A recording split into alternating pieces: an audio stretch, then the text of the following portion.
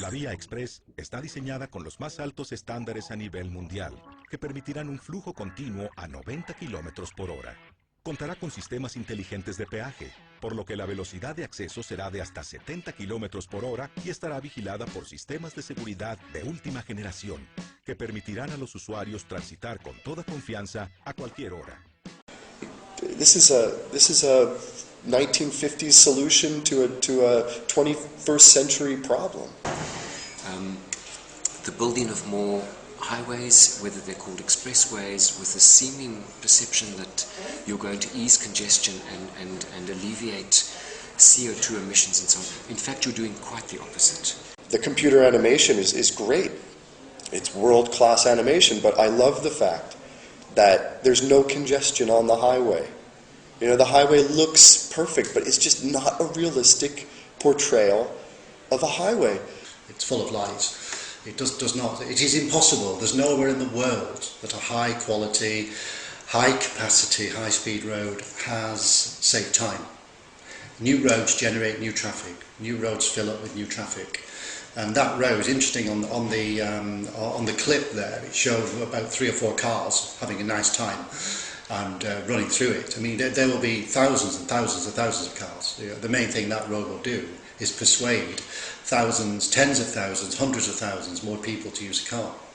There's so much experience worldwide now to show that, well, perhaps for 3 months or 6 months or a year or two, you'd see some improvement, but the things will just fill up with more cars. So, believe in dreams, believe in this.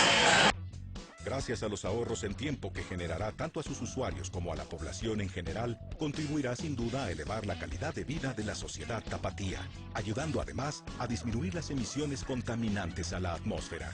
The video it's propaganda. It's ridiculous. It's laughable. You know, the idea that a multi-laned raised highway would reduce pollution. How, if you're bringing more cars into the system, how can that reduce pollution? And if you have a look at a graph of cities that have large numbers of these intra-urban freeways, they have the highest levels of pollution, and in the cities that have the lowest levels of freeways, they also have the lowest amount of transport pollution. It will create massive pollution, it will create congestion at all the exit and entrance points, and it will make the whole city more dysfunctional. Giving more space to more cars. It increases your pollution, it increases the inequality of the city. The repercussions of this type of a project are just, they're so far-reaching and so negative. El proceso constructivo de la Vía Express estará a la altura de la infraestructura que hoy en día se desarrolla en Europa y Norteamérica. Este proceso minimizará las molestias a los vecinos, así como los contratiempos que los automovilistas pudieran percibir durante el periodo de construcción, que será de aproximadamente 20 meses. And America has the worst reputation for mobility. There's all major projects in the world are so cheap, fast, doesn't bother anybody. All major projects in the world take longer, cost more, and bother a lot of people. And city governments are going to do something that fundamentally changes the character of the city. It's absolutely instrumental that communities are involved in the process. Este tipo de soluciones han sido implementadas en ciudades de primer mundo, como Tokio, Los Ángeles y Seúl.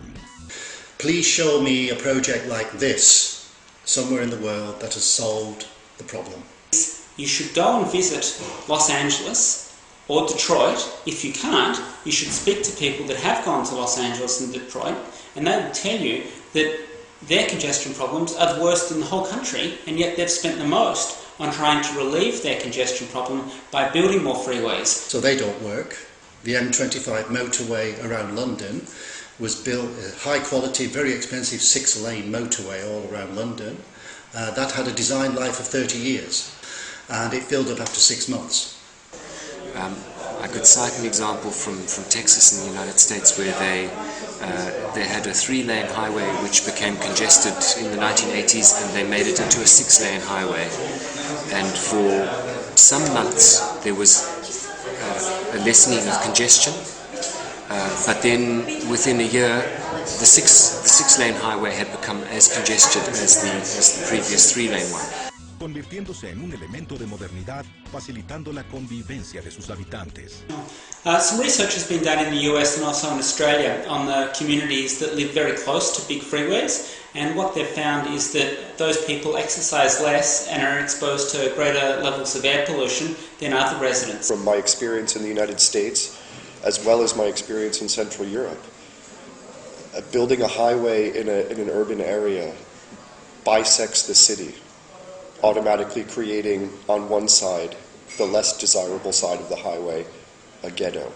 And the thing that these elevated structures do is they slice a city right in half. They make terribly ugly, dangerous, noisy spaces underneath them.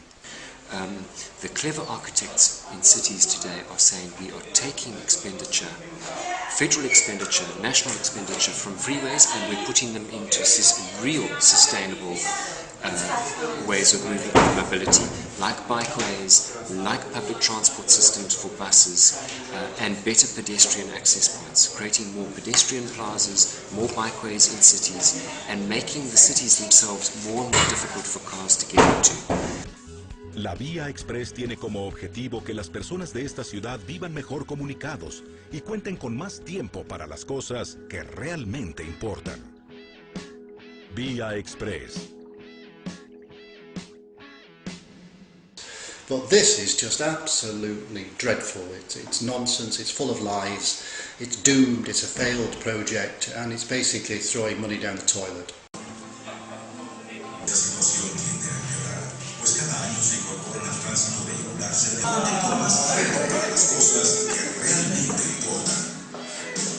Vía Express.